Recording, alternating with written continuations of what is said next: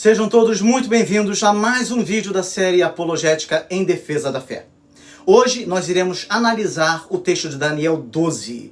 E para compreendermos o que este capítulo nos diz, é necessário deixar claro alguns pontos importantes do capítulo 10 e 11, para que então possamos analisar cada evento descrito no capítulo 12 propriamente dito. Preparem-se, pois este é mais um vídeo repleto de informações preciosas. Se você ainda não assistiu aos vídeos anteriores sobre o livro de Daniel, faça isso o quanto antes, tá bom? Para que você possa ter um entendimento bastante sólido sobre a escatologia bíblica à luz deste livro.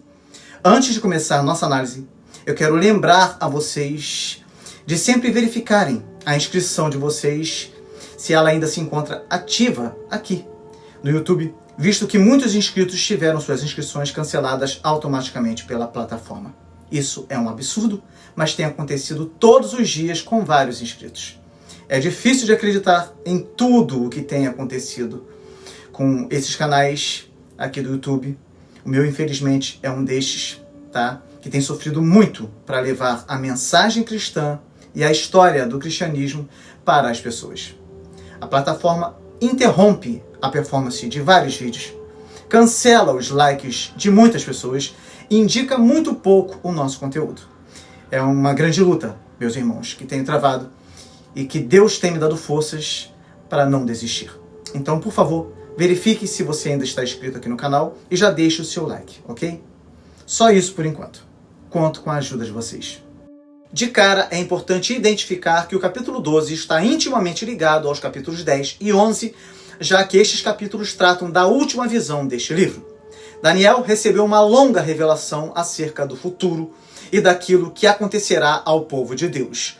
Ou seja, a visão se estende não apenas aos anos imediatamente posteriores, mas até ao fim do mundo, registrando fatos que cobrem toda a história. E é interessante que, para alguns estudiosos, Daniel recebeu discernimento quanto à batalha espiritual. Eu já vou falar sobre isso também. O livro de Daniel é formado por 6 histórias que vão do capítulo 1 ao capítulo 6 e por 4 visões que vão do capítulo 7 ao 12. A primeira visão foi a das 4 bestas do capítulo 7, a segunda visão foi a do carneiro e do bode do capítulo 8, a terceira visão foi a das 70 semanas do capítulo 9 e do capítulo 10 ao 12, agora, nos é apresentada a visão dos últimos dias, como eu já falei.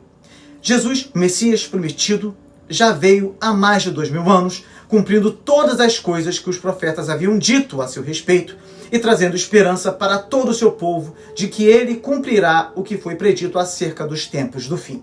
E esse texto de Daniel é uma profecia maravilhosa que culmina com a vitória de todo o povo de Deus.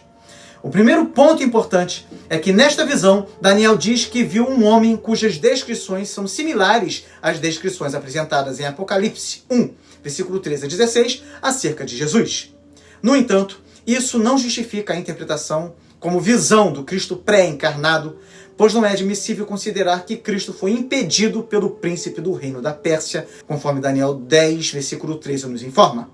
Cristo também jamais seria impedido por alguma entidade angelical ou demoníaca. Porém, um anjo poderia ser impedido por outro anjo, por outro ser angelical, né?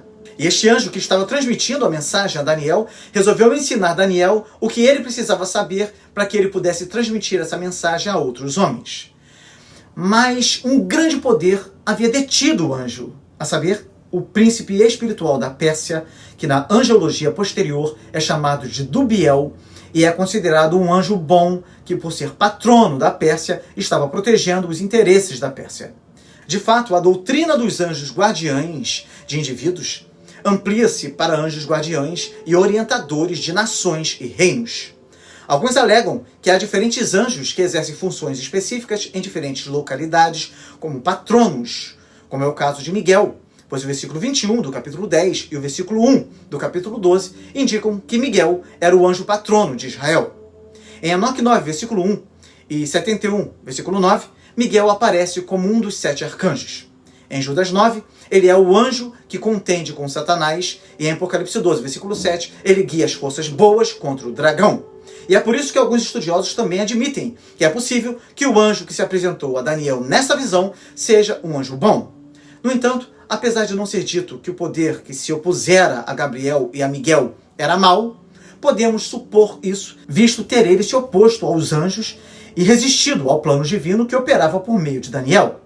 Se o anjo que está falando com Daniel nesta visão é Gabriel, então temos um arcanjo, provavelmente ajudando o outro. Nesse caso, que arcanjo seria esse? O arcanjo Miguel teria chegado para auxiliar, libertando o arcanjo Gabriel do anjo da Pérsia. Assim, o arcanjo Gabriel, antes de retornar à sua luta contra o anjo guardião líder da Pérsia, foi capaz de transmitir a mensagem a Daniel. E no meio, ou depois do conflito contra o anjo da Pérsia, o anjo guardião líder da Grécia haveria de aparecer para perturbá-lo. Somente o arcanjo Miguel seria seu aliado naquelas lutas celestiais, conforme o versículo 21 do capítulo 10 passa a dizer. Como eu disse no início desse vídeo, alguns estudiosos defendem a ideia de batalha espiritual por causa disso. Não são todos os que pensam assim. Calvino, por exemplo, defende que o príncipe do reino da Pérsia é o rei da Pérsia, Cambises. Da mesma forma, alguns estudiosos pensam que o anjo da Grécia é Alexandre o Grande. Porém, muitos outros estudiosos defendem que o anjo guardião da Grécia seria o responsável por toda a força e a inspiração de Alexandre, e isso explicaria como esse conquistador conseguiu fazer o que fez, incluindo a derrubada do Império Persa. Embora as opiniões possam divergir quanto à existência ou não de uma batalha espiritual neste texto, o fato é que Paulo, por exemplo, nos diz que não é contra carne e sangue que temos que lutar, mas sim contra os principados, contra as potestades, contra os príncipes do mundo destas trevas, contra as hostes espirituais da iniquidade nas regiões celestes. Não podemos, de forma alguma, negar que muitos acontecimentos na Terra são reflexo dos acontecimentos no mundo espiritual e que há resistência espiritual às orações dos santos.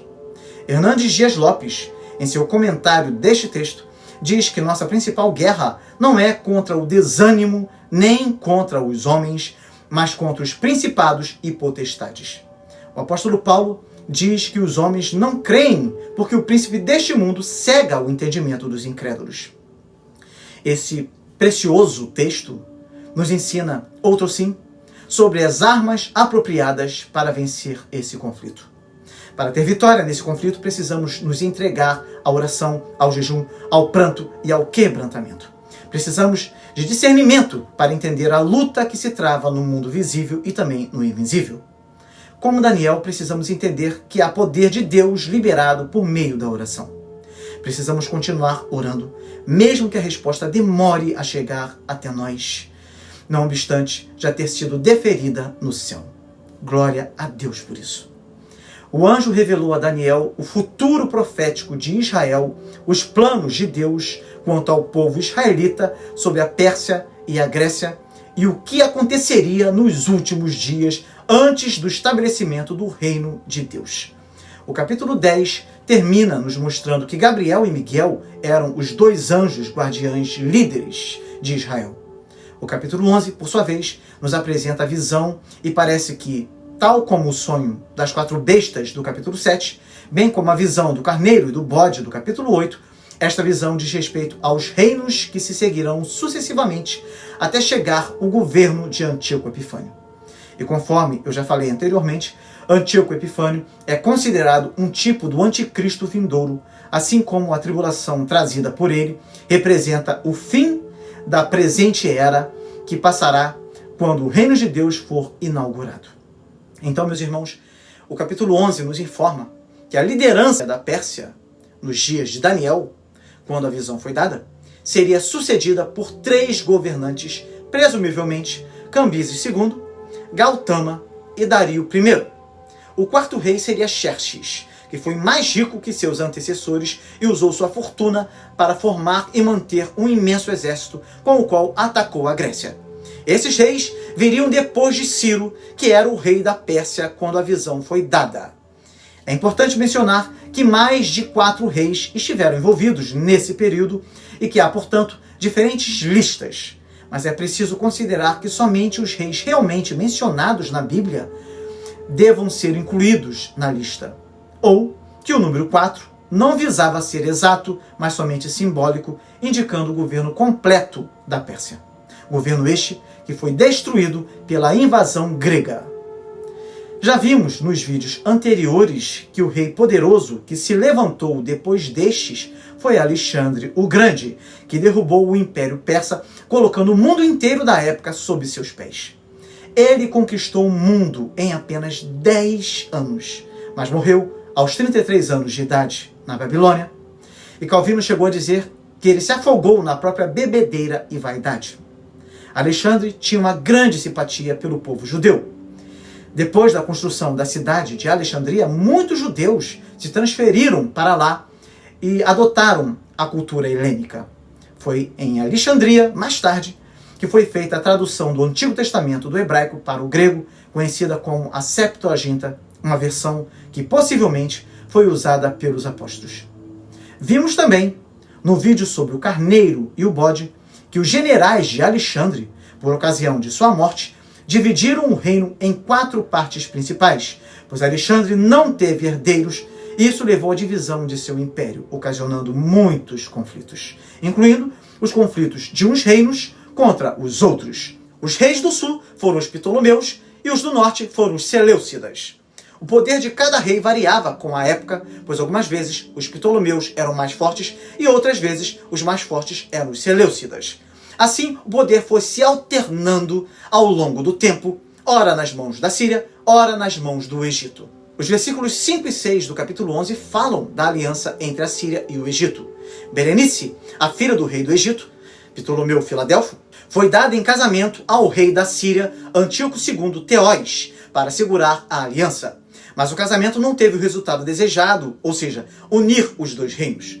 Com a morte do pai de Berenice, Antíoco II voltou para sua ex-mulher Laodice, e esta envenenou Berenice, o marido Antíoco II, e o filho de Berenice, deixando um clima totalmente desfavorável para uma aliança de paz entre os dois reinos.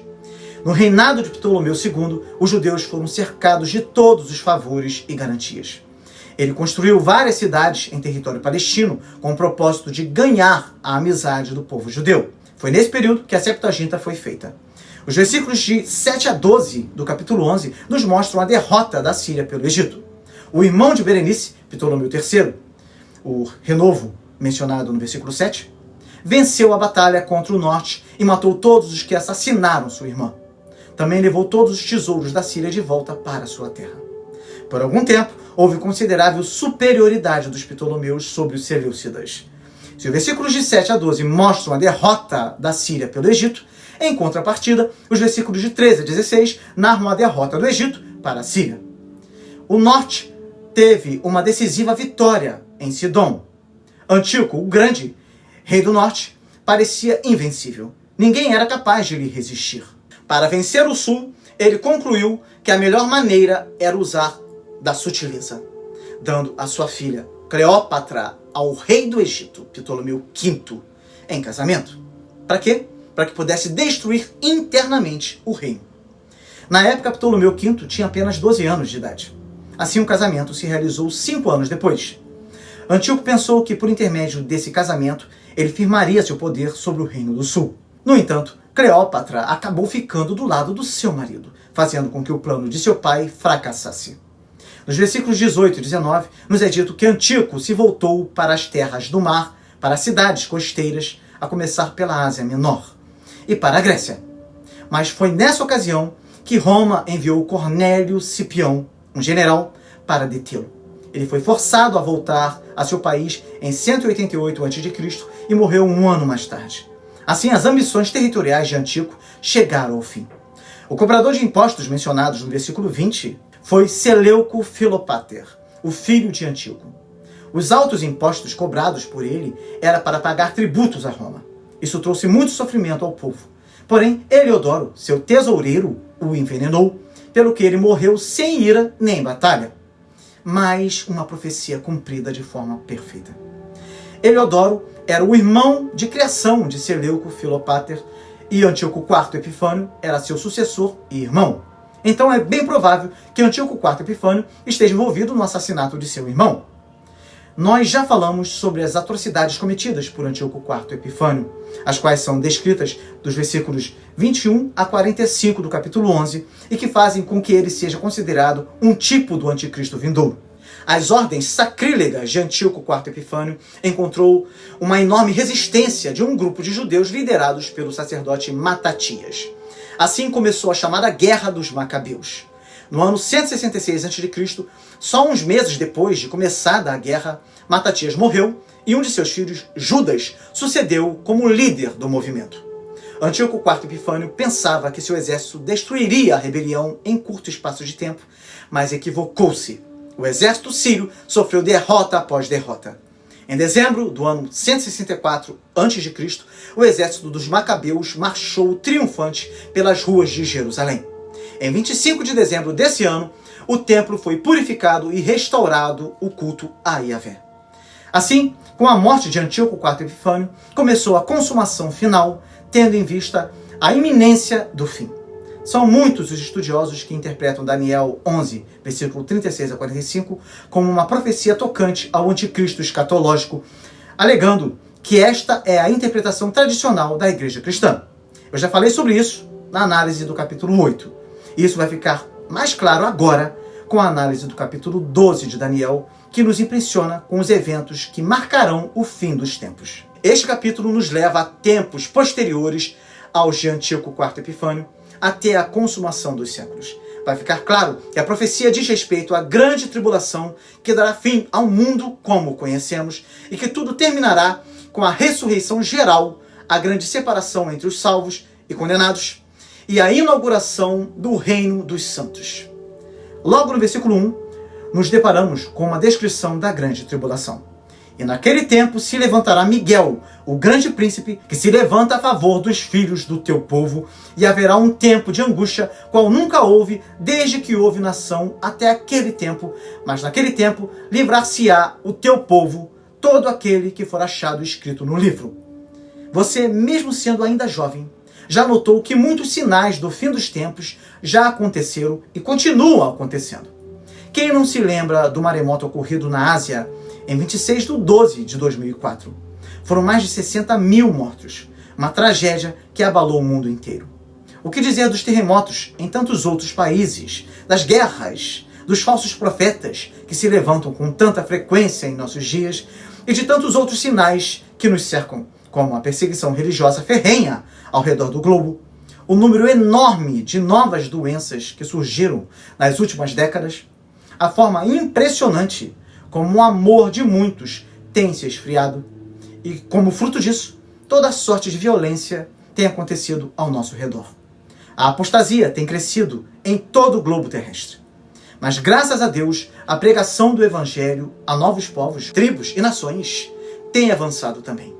Portanto, todos esses sinais apontam para o fim dos tempos. No entanto, fica claro que o tempo a que o texto deste primeiro versículo está se referindo é o do período da grande tribulação, marcada pela ascensão e queda do anticristo, que tentará corromper as nações e ocupar o trono de Cristo.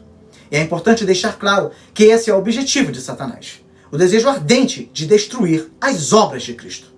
Ele levará muitos com ele. As Escrituras nos afirmam que o anticristo proferirá palavras contra o Altíssimo, destruirá os santos do Altíssimo e cuidará em mudar os tempos e a lei. As Escrituras também nos dizem que a besta vai receber adoração em toda parte do mundo. E adoraram-na todos os que habitam sobre a terra, esses cujos nomes não estão escritos no livro da vida do Cordeiro, que foi morto desde a fundação do mundo. Muitos santos morrerão, e foi-lhe permitido fazer guerra aos santos e vencê-los, e deu-se-lhes poder sobre toda a tribo e língua e nação. Isso ainda não aconteceu, meus irmãos. Portanto, esse tempo de grande sofrimento será o tempo de uma tribulação nunca antes vista na história cristã. Esse tempo é descrito como a grande tribulação, ou a grande apostasia, ou o pouco tempo de Satanás, ou o aparecimento do homem da iniquidade. E através desta visão, Daniel, além de ver o período da grande tribulação, também contempla o fim do anticristo. Ele vê não apenas a perseguição do anticristo, mas também o seu fim. Mas chegará ao seu fim e não haverá quem o socorra. Isso acontecerá, pois, como o versículo 1 bem diz, Deus sempre estará no controle da história. Até porque Ele é o autor da história e já determinou o seu fim. O texto nos diz que o arcanjo Miguel será aquele que defenderá o povo de Deus, ou seja, todo aquele que for achado escrito no livro. Deus não terá compromisso com aqueles que não tiverem os seus nomes no livro da vida. Guarde isso em seu coração. Em Mateus 24:31, lemos o seguinte: E ele enviará os seus anjos com um grande clangor de trombeta, os quais lhe ajuntarão os escolhidos desde os quatro ventos, de uma a outra extremidade dos céus. O que o texto nos afirma é que os eleitos de Deus serão recolhidos pelos seus anjos. E isso acontecerá no fim da grande tribulação, com a segunda vinda de Cristo. E como eu já disse nesta série e na série Apocalipse, o povo de Deus será poupado na grande tribulação. Ele não será poupado da grande tribulação. E isto é muito importante que você saiba. A ideia de que a igreja será arrebatada antes da grande apostasia, da grande tribulação, simplesmente não encontra base sólida nas Escrituras e não coaduna com a doutrina reformada. Note que o texto também descreve claramente que os salvos serão os que tiverem seus nomes escritos no livro da vida. A única forma disso acontecer é através de um ato de pura graça da parte de Deus, pois ninguém pode ser salvo pela prática de boas obras. Ninguém. A Bíblia afirma isso claramente em diversas passagens. A salvação é pela graça mediante a fé. Porém, até mesmo a fé não vem do homem, pois é um dom de Deus para que ninguém se vanglorie diante de Deus e dos homens. Os salvos terão os seus nomes registrados no livro da vida. E se alguém não foi achado inscrito no livro da vida, esse foi lançado para dentro do lago de fogo. Todo aquele que crê em Cristo tem motivo mais que suficiente para se alegrar em qualquer circunstância. Agora, vejam só o que nos diz o versículo 2.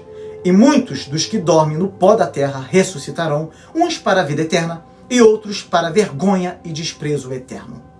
Eu já falei sobre o estado de existência após a morte física, demonstrando que a doutrina do sono da alma é falsa e não encontra amparo bíblico.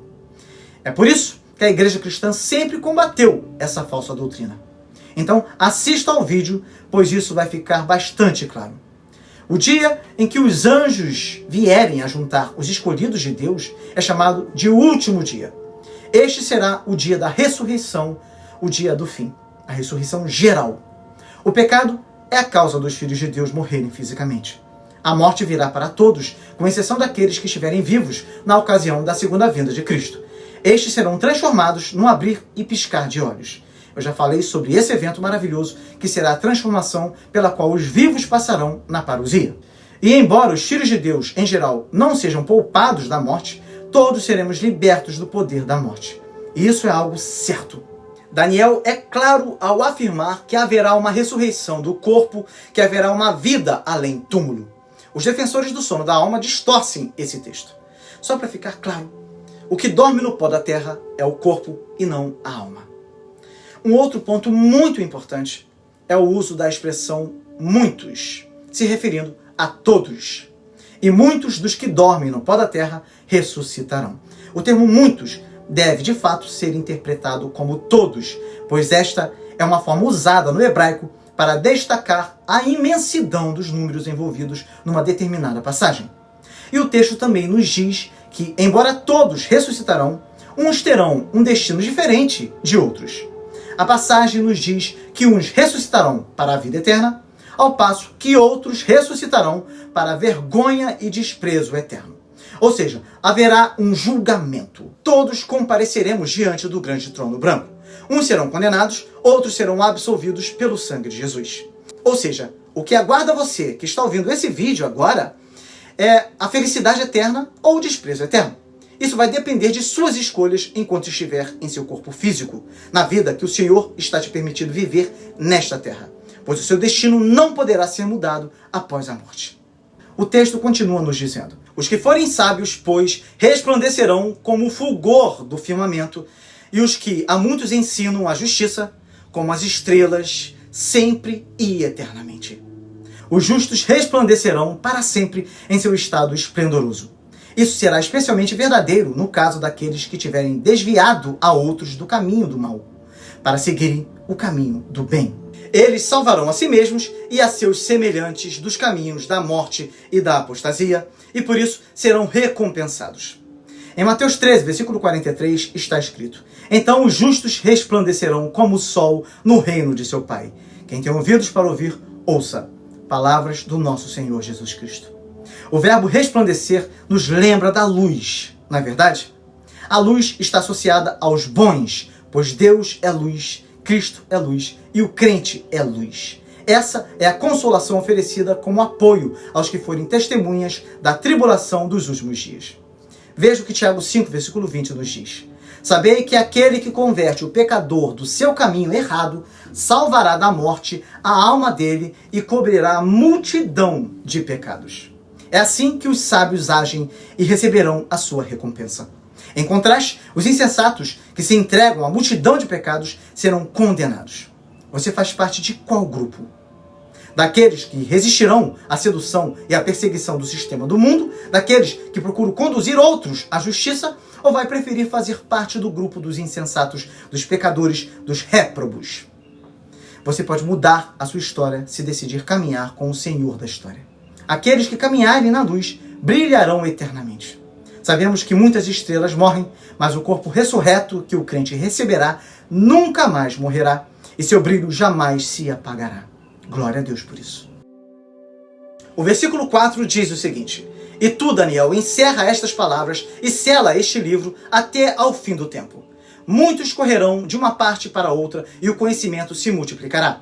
Encerrar a palavra e selar o livro se refere possivelmente a um costume que havia na Pérsia.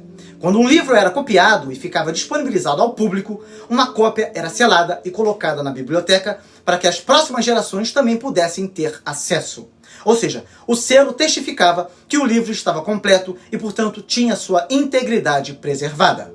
O livro de Daniel nos deixa claro que as profecias reveladas ali deveriam se tornar conhecidas pela sua geração e pelas gerações vindouras. E é isso o que o texto nos afirma.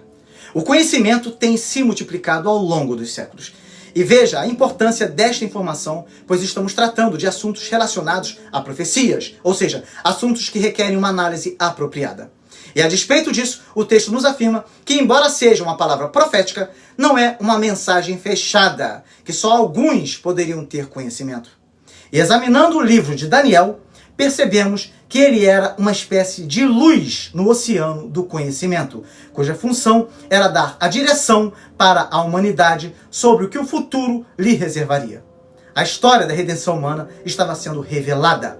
Esta história confirmava que Deus tem todo o controle sobre a sua criação e que um final glorioso estava sendo preparado pelas suas próprias mãos. E o que testificamos nos dias atuais é que as profecias estão se cumprindo, o que demonstra que estamos muito próximos do fim dos tempos. O conhecimento tem se multiplicado intensamente. Sir Isaac Newton, ao ler esta declaração do livro de Daniel, predisse que algum dia os homens haveriam de viajar com a estonteante velocidade de 80 km por hora. Voltaire ridicularizou essa afirmação e disse que se um homem viajasse a tão grande velocidade, morreria sufocado. Mas quem era o tolo? As pessoas que acompanharam as mudanças ocorridas no mundo nos últimos 30 anos sabem que o conhecimento humano tem mudado o mundo de uma forma impressionante. Os avanços tecnológicos são assombrosos. Hoje, os smartphones são capazes de nos fornecer ferramentas que nem poderíamos sonhar que existiriam. Dê uma olhada um pouquinho para trás, para a década de 80 ou 90, e veja como vivíamos. O que dizer então do século passado? De fato, os últimos 100 anos da história do mundo têm testificado descobertas científicas que põem em eclipse todos os séculos anteriores juntos. Mas a principal referência aqui no texto é ao aumento do conhecimento sobre a profecia e sobre os eventos que esse livro apresenta. Nós devemos estar atentos aos sinais, pois o fim dos tempos está à porta. Então, eu, Daniel, olhei e diante de mim estavam dois outros, um na margem de cá do rio e outro na margem de lá. Esses outros dois eram anjos, em adição àquele que falava com Daniel sobre a visão, que seria identificado como Miguel ou Gabriel. Eles tinham forma humana e não forma de animais, como nas visões, mas eram seres sobrenaturais. Um desses anjos estava em uma das margens do rio Tigre e o outro estava na outra margem. Um deles disse ao homem vestido de linho, que estava acima das águas do rio: quanto tempo decorrerá antes de se cumprirem essas coisas estupendas? É evidente que dois anjos ajudavam o mensageiro angelical, que provavelmente era Gabriel. um dos anjos chamou o outro anjo, que possivelmente estava de pé ao lado de Gabriel, que aparece aqui como sendo o homem vestido de linho, assim como apareceu no capítulo 10, versículo 5. E esse anjo faz uma pergunta a Gabriel: quanto tempo se passará até que essas coisas espantosas se cumpram? A resposta foi dada com um solene juramento, levantando as duas mãos ao céu, em nome de Yahvé, afirmando a certeza daquilo que ele iria proferir. Ele disse que haverá um tempo, 2 tempos e metade de um tempo. Quando o poder do povo santo for finalmente quebrado, todas essas coisas se cumprirão. A expressão um tempo, 2 tempos e metade de um tempo já foi usada no capítulo 7, versículo 25 e no capítulo 8, versículo 14. E como eu já disse, um tempo corresponde a 1 ano, 2 tempos a 2 anos e metade de um tempo a meio ano, totalizando 3 anos e meio, embora muitos estudiosos não concordem com esta interpretação. John Calvino, por exemplo, diz que não deve ser interpretada como 3 anos e meio, pois a referência aqui seria de um longo tempo que Deus determinou.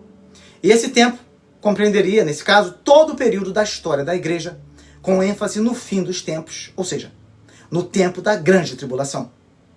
No entanto, muitos estudiosos defendem que o período de 3 anos e meio, que equivale a 1260 dias de Apocalipse 12, versículo 6, e aos 42 meses de Apocalipse 11, versículo 2 e 3, e Apocalipse 13, versículo 5, é exatamente o período correspondente à grande tribulação que sobrevirá sobre o mundo no futuro, período que, se não fosse abreviado, ninguém seria salvo. E é interessante notar que na sua segunda vinda, o anticristo será abatido no auge do seu poder e a igreja será resgatada no auge da sua aflição.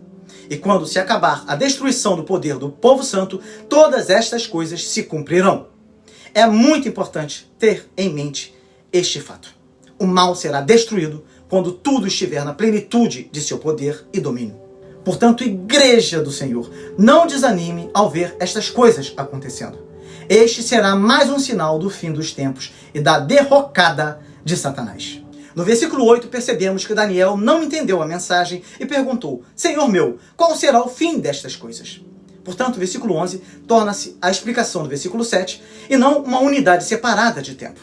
A resposta a Daniel foi a seguinte: vai, Daniel, porque estas palavras estão fechadas e seladas até ao tempo do fim. Em outras palavras, o que foi revelado terá seu cumprimento no tempo do fim. A revelação tem de esperar o tempo próprio para ser desvendada. Os homens ímpios e desvairados passarão pelos sofrimentos e nem ao menos saberão a razão dessas coisas, mas os sábios compreenderão porque esses acontecimentos momentosos estarão ocorrendo. Os sábios são aqueles que entendem os caminhos de Deus. Para o entendido, o caminho da vida leva para cima, para que se desvie do inferno embaixo. As pessoas malignas estão intelectualmente escravizadas, desprovidas do bom senso espiritual. Os bons, no verdadeiro sentido, naturalmente receberão maior compreensão quanto à mente divina. Porque quem conheceu a mente do Senhor para que possa instruí-lo? Mas nós temos a mente de Cristo. O versículo 10, portanto, nos mostra que a igreja será purificada através da perseguição. E se fizermos uma análise histórica, veremos que nos tempos de perseguição religiosa, a igreja verdadeira sempre se fortaleceu. E embora a perseguição do tempo do fim seja maior do que todas as outras perseguições que mancharam de sangue o solo da igreja, a igreja não será destruída, mas arrebatada. Os números enigmáticos que aparecem no versículo 7, um tempo, 2 tempos e metade de um tempo, ou os do versículo 11, 1290 dias, ou os do versículo 12, 1335 dias, geram grandes conflitos de interpretação, pois até mesmo os estudiosos confessam que não entendem muito bem o significado desses dias. Alguns dirão que estes tempos aconteceram na época de Antíoco IV Epifânio e acontecerão também no futuro, e que os 3 anos e meio correspondem ao mesmo período de 1290 dias, pois o que aconteceu foi que João, ao escrever o Apocalipse, reduziu os 1290 dias a 1260 dias, a fim de ajustar o cálculo ao ano lunar de 360 dias. Neste caso, 3 anos e meio equivale a 1260 dias e corresponde também aos 42 meses referidos em Apocalipse 11, versículo 2 e 13, versículo 5. O período de 1335 dias, de acordo com esses estudiosos, corresponde ao período de 1290 dias, mais um período de 45 dias. Neste caso, esses 45 dias extras seriam o período necessário para o trabalho de limpeza, de retirada dos escombros do período da Grande Tribulação. Outros exegetas sugerem que a diferença de tempo entre 1260, 1290 e 1335 dias se relaciona com os eventos que se seguirão à segunda vinda de Cristo. De acordo com esses expositores, os 1260 dias se referem à duração da Grande Tribulação, que culminará com a vinda em glória de Jesus Cristo. Os 30 dias seguintes, de 1260 a 1290, se relacionam com a duração dos juízos mencionados em Mateus 25, versículo 31 ao 46, o julgamento final. Os 45 dias que restam, 1290 a 1335 dias, têm a ver com o tempo que transcorre entre o término do julgamento final e o começo do reino eterno do Messias. No entanto, estes mesmos exegetas não fecham essa questão sobre o significado desses tempos. Ninguém pode afirmar que esses cálculos estão certos. Alguns dirão que todos esses cálculos podem ser encontrados na história da igreja. Então, há muitas opiniões diferentes quanto a estes períodos. A exemplo do que acontece com a profecia das 70 semanas, muitos discordam da interpretação de outros. Talvez uma boa forma de interpretar esta profecia seja considerando que Deus está no controle da história e desta forma a igreja está em suas mãos e deve ter paciência para esperar o tempo de Deus. Veja o versículo 12. Feliz aquele que esperar e alcançar o fim dos 1335 dias. Ou seja, feliz é aquele que confia em Deus e nos seus desígnios, que sabe esperar ainda que as datas não correspondam exatamente à sua interpretação, mas que tenha consciência de que o tempo revelará os tempos. No versículo 13, lemos o seguinte: Tu, porém, vai até o fim, porque descansarás e te levantarás na tua herança no fim dos dias. Ou seja, permaneça firme, continue caminhando até o fim, pois a sua recompensa está guardada. Não foi isso que Jesus disse em Apocalipse 2, versículo 10? Ser fiel até a morte e dar-te-ei a coroa da vida. Mantenha-se firme, pois haverá um descanso sem igual para o povo de Deus e haverá uma recompensa sem precedentes para os que permanecerem fiéis. A nossa leve e momentânea tribulação produz para nós um eterno peso de glória acima de toda a comparação. Em Apocalipse, nós somos consolados ao saber que no céu Deus enxugará de nossos olhos todas as lágrimas e retirará toda a nossa dor. O sol da justiça brilhará eternamente sobre o seu povo. Nenhum dos herdeiros de Deus deixará de ter o seu nome no livro da vida, pois Deus é fiel e sempre termina a boa obra que Ele mesmo começou. O brado final de vitória da igreja sofredora e vencedora será: onde está, ó morte, a sua vitória? Onde está, ó morte, o teu aguilhão? O povo de Deus brilhará eternamente como as estrelas. Aleluia! Então, povo de Deus, nós temos a garantia de que, no final, o mal será derrotado. Antíoco IV Epifânio ameaçou varrer da terra a fé no Deus vivo. Sua campanha de extermínio parecia ter sucesso garantido, mas não teve. Ele não aniquilou a fé verdadeira. O altar do templo do Senhor foi novamente levantado. Ele morreu em seu leito em meio a indescritíveis horrores. Deus soprou sobre ele e ele desapareceu. O mesmo tem acontecido com todos os anticristos que se levantam contra a causa de Deus e contra o seu povo. A igreja de Deus ressurge das cinzas e avança vencedora. O mesmo acontecerá com o anticristo escatológico. Ele vai parecer imbatível, será adorado em toda a terra, mas repentinamente Cristo descerá do céu e o destruirá pela manifestação de sua vinda com o sopro de sua boca. Amém. Chegamos ao final de mais um vídeo. Deixe seu like, seu comentário e compartilhe esse vídeo com os seus contatos. Faça isso, por favor. E se você acha que esse conteúdo é importante para você e deseja contribuir com este ministério, é só fazer um Pix usando o QR Code que está na tela agora ou com a chave Pix que está na tela e também na descrição desse vídeo. Que Deus te abençoe muito e até o próximo vídeo com a graça de Deus.